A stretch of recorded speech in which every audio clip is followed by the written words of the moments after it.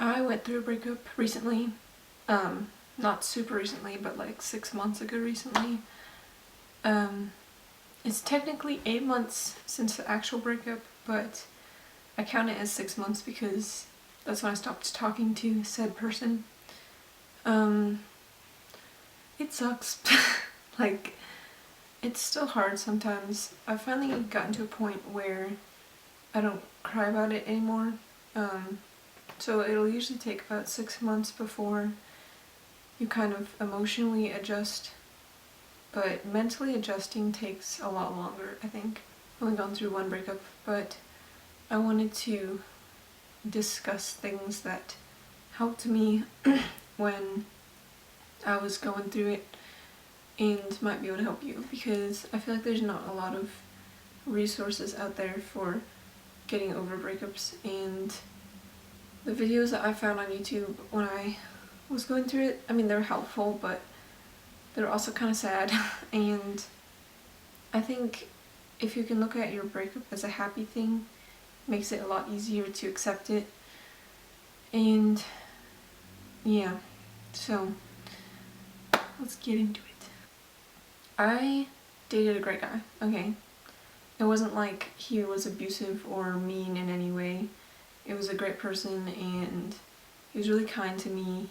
We like genuinely loved each other, and put each other first.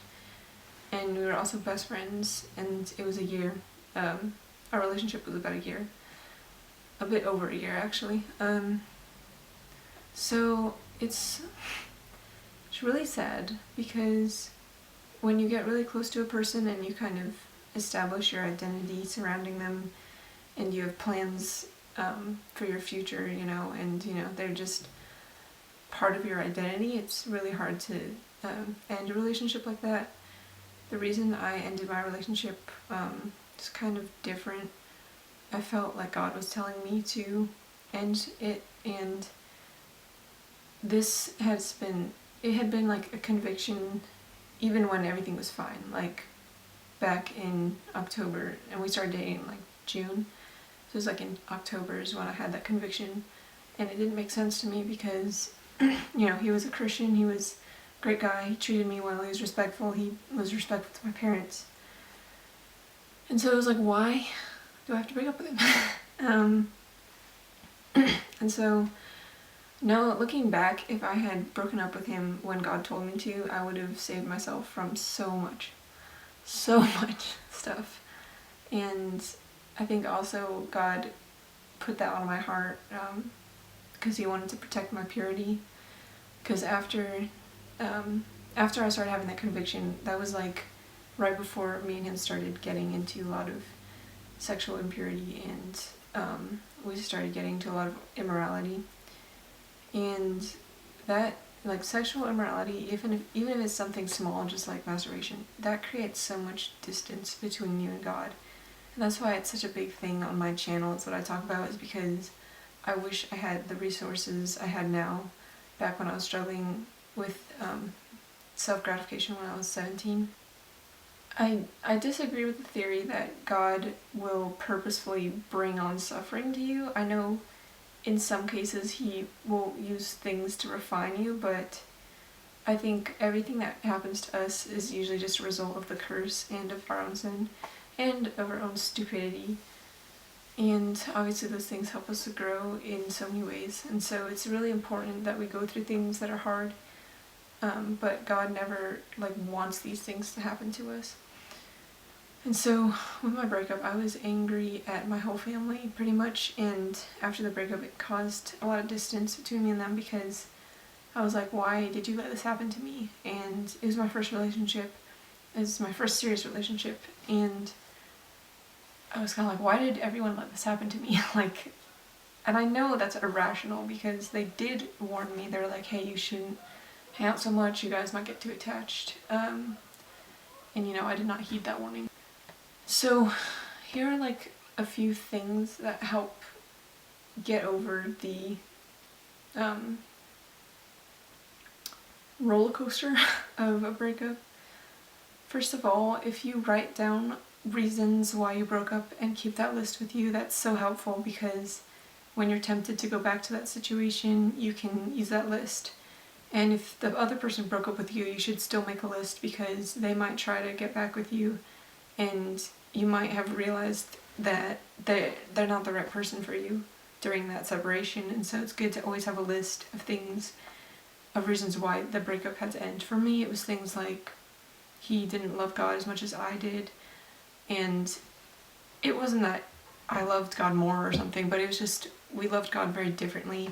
Like, I wanted to go evangelize, and I was really into spiritual gifts, and he was more legalistic. He was like, no, I don't believe in all of that, but I really believe in living a good life based on Christian principles. So we're pretty unequally yoked, I guess. And again, all these things, these could change, you know, like if I ended up getting back with this person after all this time, which, you know, I'm leaving everything in God's hands at this point, but, you know, everything that happens for a reason, and sometimes God puts separation between people in order to bring them back together. It's kind of like the story of Isaac and Abraham. When God asks Abraham to sacrifice Isaac, Abraham's willing to do it, and because of that, God lets Isaac and Abraham live. And that story is also like symbolism for how God sacrificed his son, but it's also a symbolism for how God will ask us to put things on the altar, even when he doesn't mean to take them away completely. And so, knowing why you broke up and clinging to those reasons when you're uncertain is super important. Also, the second thing I would recommend is having a mentor. Oh my goodness, have a mentor. Have someone that's going to bring you back to the Bible, especially during this time, because it's easy to get hard-hearted. I was hard-hearted for the longest time. I was mean to people. I was just not acting like myself. I was hooking up with this guy 10 years older than me, and I was doing these things without any care in the world, because I felt like I had lost everything. And so having someone that you can talk to on the phone, or someone that you can go to their house and talk to them and hang out with their family, have a mentor that pours into your life. I met my mentor the day after my ex and I broke up, and she was so good to me. She would just explain things to me and how God's worked in her life, and how her relationships, when they ended, how God was there for her through those things. And without her, I don't think I would have been able to stay away. So God will put people in your life after you give an area of your life to him in order to get through the hard times. When I broke up with my ex also, I noticed God blessed me with so many relationships, almost that same week. It was so many relationships, and really strong opportunities and bonds with other people and other Christians.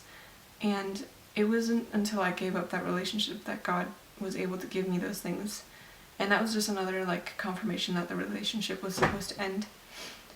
God might also put you through a breakup because he wants you to see a side of this person that you didn't see previously. And that was definitely something that happened to me, is the person that was always kind to me and he always was loving towards me. He was suddenly being emotionally abusive, and he was just acting out of his own pain, I guess, and he did some pretty hurtful things to me, which I don't feel like is worth bringing up, but we both hurt each other a lot during that process. So you might see a side of the person that you didn't see before, which God was intending to reveal to you. Nothing is kept in the dark forever, so even things within yourself, you'll find that they will come to light eventually if you try to hide things.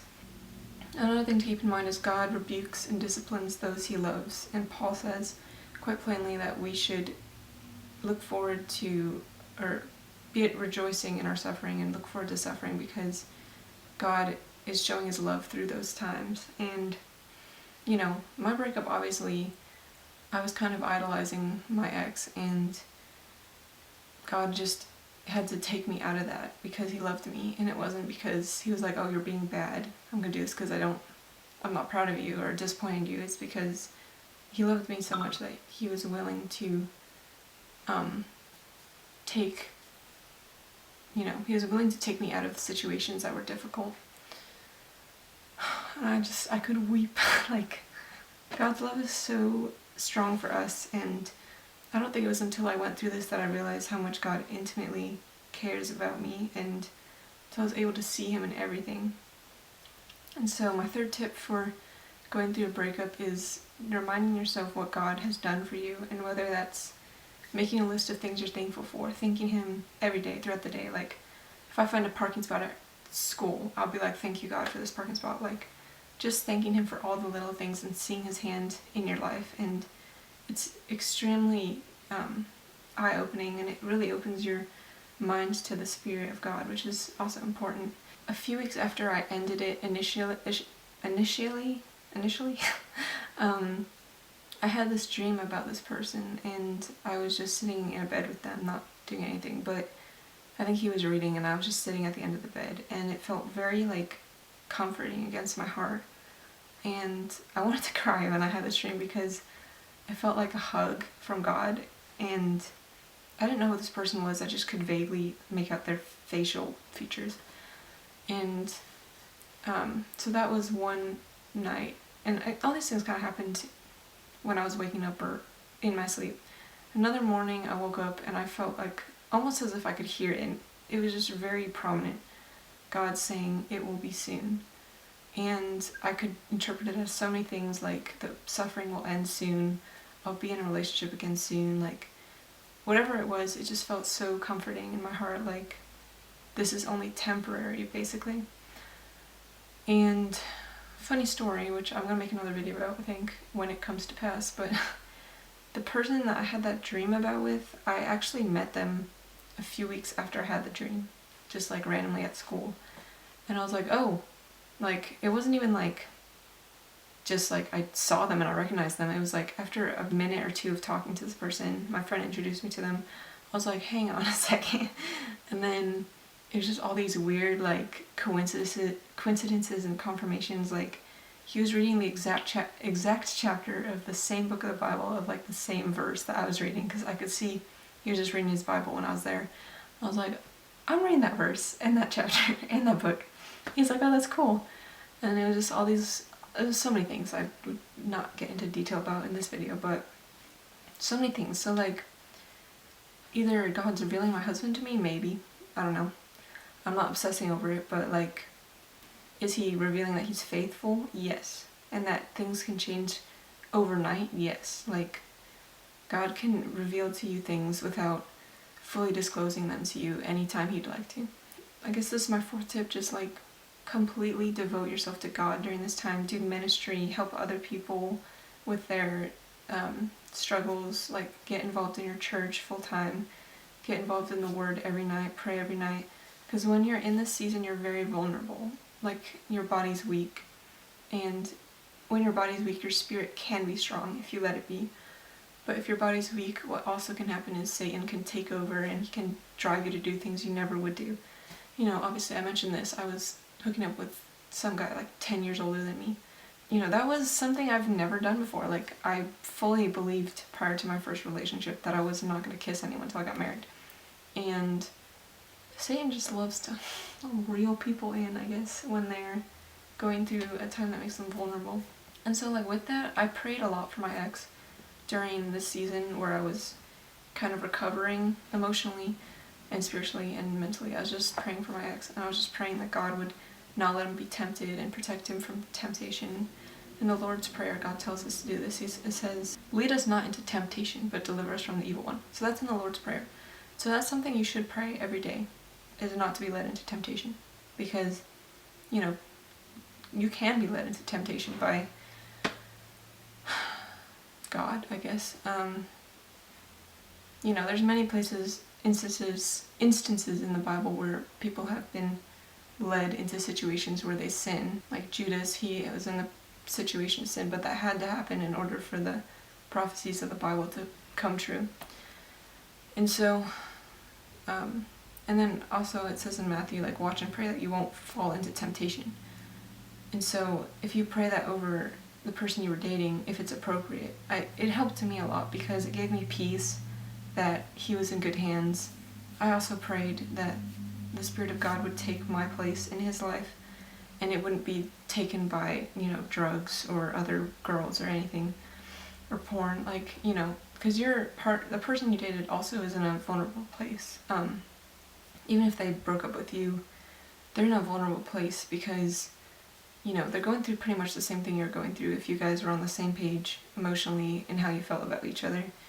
And so praying for them is really relieving for you, and it's also, you know, efficient for them as well. And that's just something that helped me. And number 5, always follow, let logic lead and emotions follow. Your flesh is going to say, no, I want this person back, I want to go back to the situation. It's kind of like our mind is like the parent and our flesh is the child. And so the flesh says, I want candy, I want candy, I want candy. And so they're like screaming and throwing a fit because they want candy. And your brain's like, no, I know candy's not good for my flesh, and so I'm going to withhold it from my flesh. Candy obviously is the metaphor for a relationship or any other kind of sin. And so you're going to feel your flesh kind of like throw tantrums, and you're going to be sick, and you're going to not sleep at night, and you're going to have a lot of terrible experiences through this. God willing you won't, but for a lot of people you do. And it's just encouraging to know that your emotions are not in control, and that it's a very temporary experience when your flesh like throws a tantrum. And so just wait it out, write it out, talk to your mentors, get in the Bible, just write out these things, because they are all temporary. And so many mistakes I made after I broke up was because I was like, this is never gonna change. Like, that was my mindset. It's like, I'll always feel this way. No. No. It's all very temporary. Like, my emotion would be changing 5 times a day, and I was like, wow, is that normal? That also passes. Like, I'm a lot more stable now. Most important is to break soul ties. I'm gonna just pull up scripture for this, just to show you where it is in the Bible. Soul ties are basically like really strong connections, spiritual connections you make with people, and it's either by sleeping with them, or maybe you're really close with them and you've spent a lot of time together, or maybe you're like best friends. And so, or obviously it's your mom, it's your dad, you'll have soul ties with your family members. There are such things as legal and illegal soul ties. Between a man and his wife, it's a legal soul tie because God intends for people to stay together once they're married. And that's another reason soul ties are hard to break without God's help, is because they're intended to stick. Don't look up secular articles on soul ties. Look up like biblical ones, because there's a lot of like hippie, like new agey documents on them, and I went through those thinking, oh, soul ties are a biblical thing, but no, they're actually also a worldly thing. So just ignore the worldly side of it, because a lot of them are very, like, I said paganistic, like they'll have like rituals for breaking, so just ignore those. And they're also, a lot of them are also scams, so just ignore those and just stick with the biblical ones. And I'll link a PDF of how to break soul ties and prayers for soul ties. In 1 Samuel 18 it says, the soul of Jonathan was knit with the soul of David. Jonathan loved him as his own soul. So Jonathan and David were really close. They're like brothers basically, even though they were just friends. And so they had a soul tie per se. In 1 Corinthians 6, do you not know that he who unites himself with a prostitute is one with her in body? For it said, the two will become one flesh. Having sex with someone, you create a soul tie with them. Usually, especially if it's an emotional connection that precedes the sexual act. Like, I heard a story of this woman who was married, but for 20 years of her marriage she was still having dreams about her ex-boyfriend. And it wasn't until she prayerfully broke off those soul ties that she broke that pattern of having dreams. I felt so bad for her. That must be awful to like live with that secret for so long. So I'll put links for soul ties in the description. So that's all I have for this video. If you have any specific questions, please put them in the comments, because I think I respond better to specific questions. Like, subscribe, and share this video with someone that you know who has recently gone through this, because I'm sure it would bless them. And, you know, as you know, I'm going to load up the description with more videos of helpful things with this topic. So I'll see y'all next time. Bye.